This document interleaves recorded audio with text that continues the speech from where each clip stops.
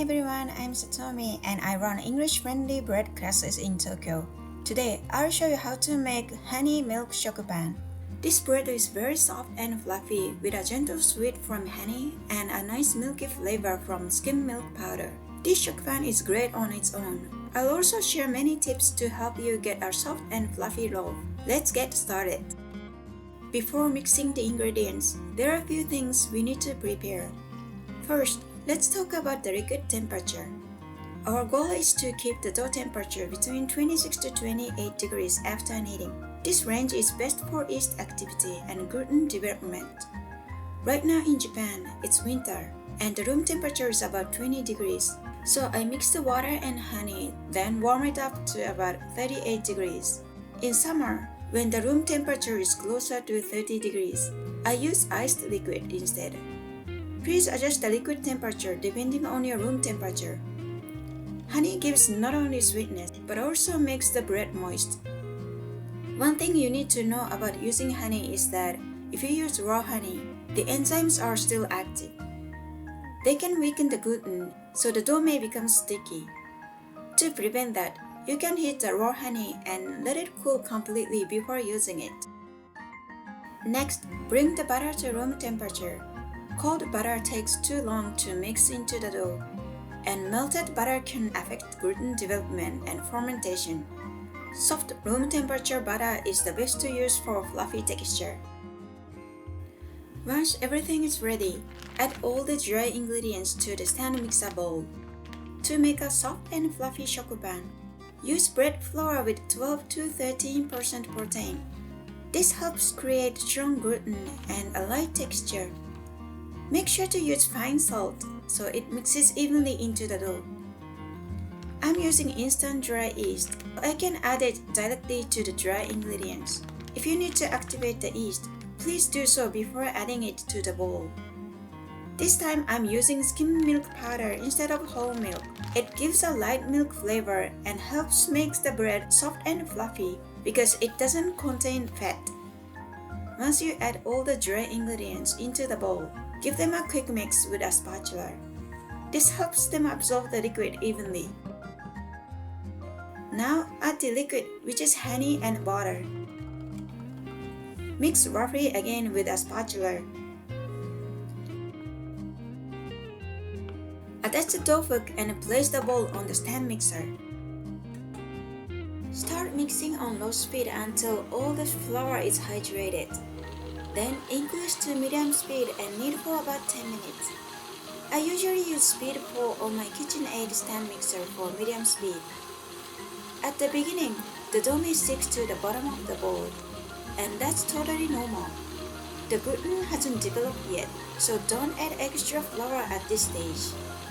If you add flour too early, the dough may become stiff later as the gluten develops, and it can turn out dense instead of fluffy. If the dough sticks to the bowl, just scrape down the sides while kneading.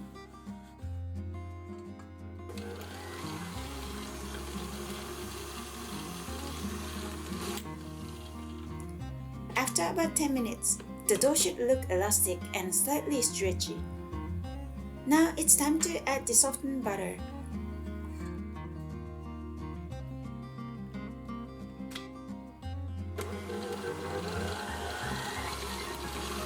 Once the butter is incorporated, start the timer and knead for another 10 to 15 minutes on medium speed until the dough becomes smooth and elastic.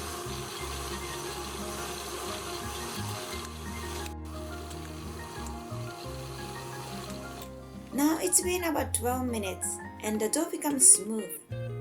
Let's do a window pane test to see if the dough has been kneaded enough. Stretch a small piece of dough gently by moving your fingers in a zigzag motion and rotate the dough as you go.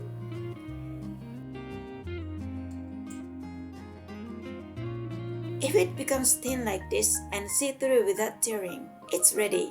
If it tears easily, knead a little bit longer. My total kneading time was about 23 minutes, but your dough may need a different amount of time. Always adjust the kneading time based on your dough's condition. Also, hydration is very important for achieving a fluffy texture. After gluten development, the dough should feel slightly sticky. If it's too dry or too wet, adjust the amount of water next time. Once kneading is done, let's strengthen the dough using the slam and fold method. Slide your fingers under the dough from the side, excluding your thumb. Then lift and gently slam it onto the work surface. Fold it over to stretch the surface of the dough. If you use the tip of your thumb to hold the dough, it can damage it. So instead, try to support it with the base of your thumb. Repeat this slam and fold method about 20 times. Now shape the dough into a smooth ball, tucking the side underneath to create surface tension. Having tension on the surface is very important. It helps the dough stretch during loafing and expand in the oven while baking. Before proofing, check the dough temperature.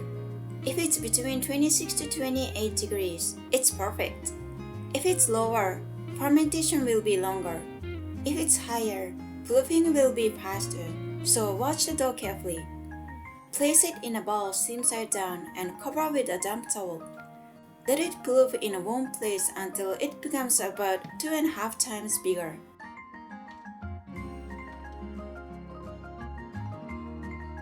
The dough has more than doubled in size. To proof this dough, it took about 1 hour in a 35 degrees proofer with a dough temperature of 25 degrees. Let's check if the dough has proofed enough and is well stretched. Do the finger test. Lightly flour the center of the surface and gently press your finger into the dough. If the indentation stays, it's well proofed. You should also see small bubbles on the surface. If the indentation springs back or there are no bubbles, let it proof a bit longer and check again. Lightly flour the surface of the dough and gently release some gas. There's no need to remove all the air, just enough to deflate the dough a few times. Take the dough out onto your work surface.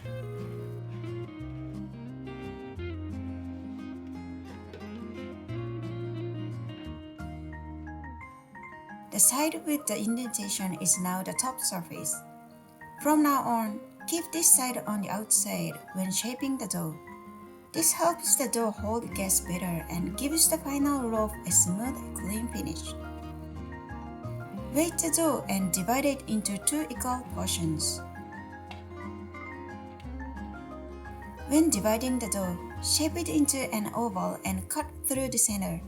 This keeps the top surface wide and makes it easier to round the dough while keeping the top surface on the outside.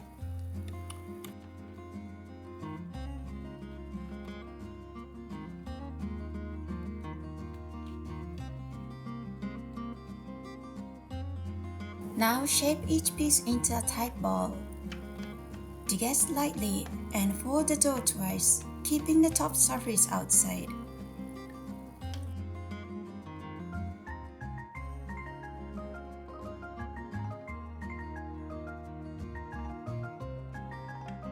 Place it on your palm and tuck the sides underneath while rotating. Here's again, creating surface tension is very important. Cover with a damp towel and let them rest for about 20 to 30 minutes until they relax. While resting, lightly glaze your loaf pan with oil or butter.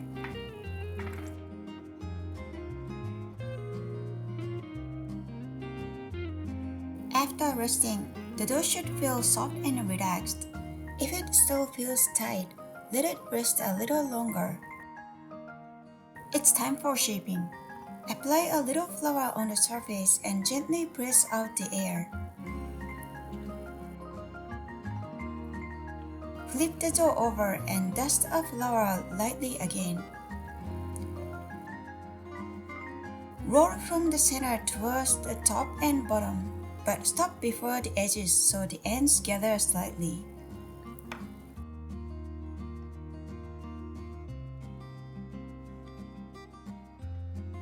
Roll the gathered dough from side to side to form a rectangle.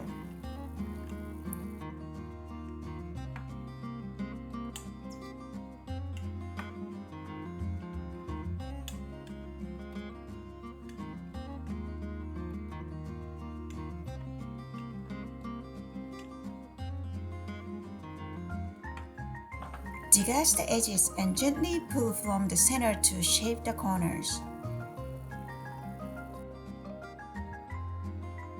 Next, fold both sides towards the center so they overlap slightly in the middle.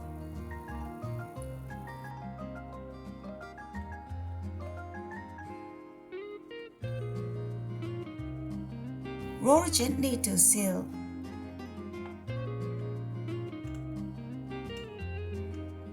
Then flip once to release tension.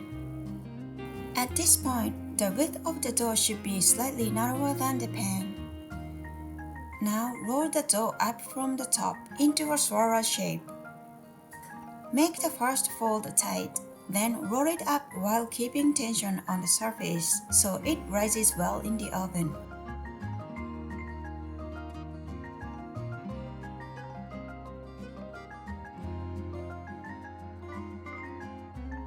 Pinch the seam closed. Place them seam side down in the pan with space in between the rolls. Make sure the end of the roll faces outward.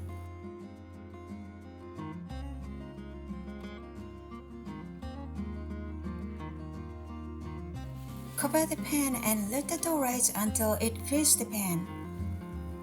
Make sure to preheat your oven to 180 degrees before the proofing finishes. Now the dough has expanded.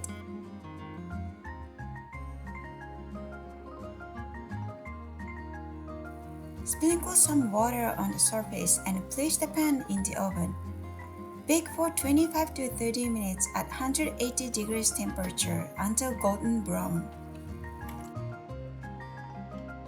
After baking, gently tap the pan to release steam.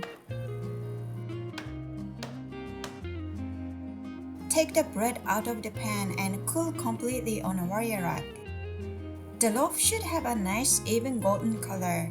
If it's too light or too dark, adjust the oven temperature next time. Bread baking is always a learning process, and every mistake helps you get better. Once the bread is fully cooled, lay the loaf on its side and slice it from the bottom corner for a clean cut. This bread is delicious even without toasting or adding anything. Thank you so much for watching. Please subscribe for more bread recipes. Let me know in the comments what bread you'd like to see next. Happy baking, and I'll see you in the next video.